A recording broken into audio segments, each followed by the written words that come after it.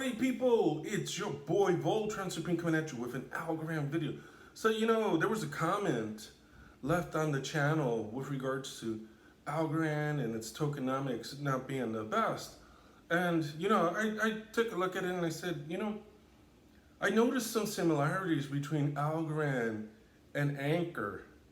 And that's that, a lot of the people who don't like the tokenomics are pretty much on the retail side, and ankr doesn't focus very much on the retail component. Algorand is kind of doing the same thing. They don't focus too much on the retail component.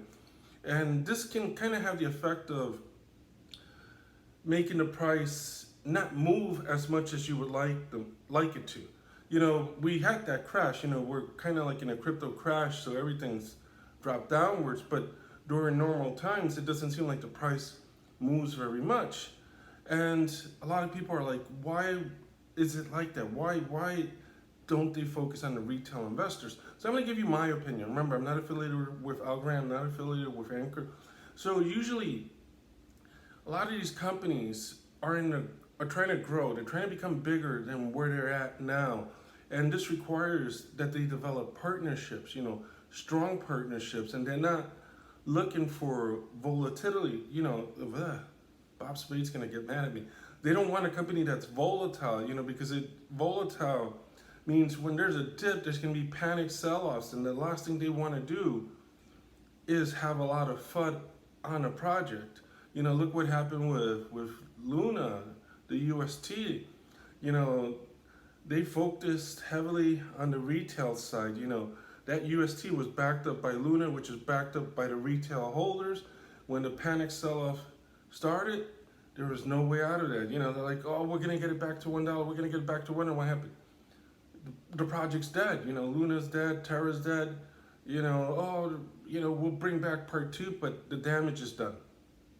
So there's this need for these companies to focus on institutional investors because, if you rely solely on the retail investors who are really just looking for a quick flip, and you may be saying, well, I'm a long-term holder, but for every one long-term holder, there's probably about 9 quick flippers. People who are either moon boys or people looking for a quick flip. They don't really care about the long-term prospect of the project. They just want a quick buck. And you may be saying, well, I don't know if that's true, but just look at Coinbase. How long do people hold a coin?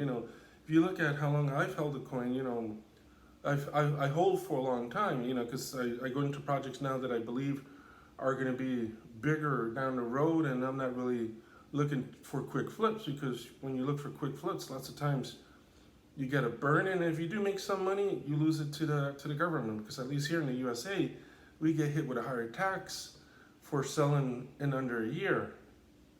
So Algorand seems to be focused more on the institutional guys, the big players, because they're looking to still be around. And this could be changing a bit because now Algorand seems to be focused on getting the name known. Look at some of the moves that they've made recently. They were at the Boston Celtics. They announced the FIFA announcement. So pretty soon when that World Cup comes around, the rest of the world that's tuned into the World Cup is going to see the name Algorand. They did that advertisement in New York City, one of the busiest places on the planet.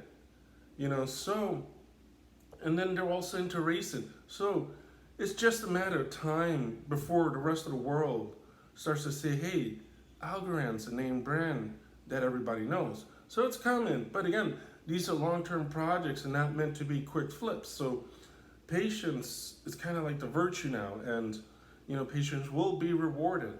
Anyway, guys, I'm not affiliated with any of the companies I spoke about. Always do your own due diligence. Until next time, peace out, safe invest.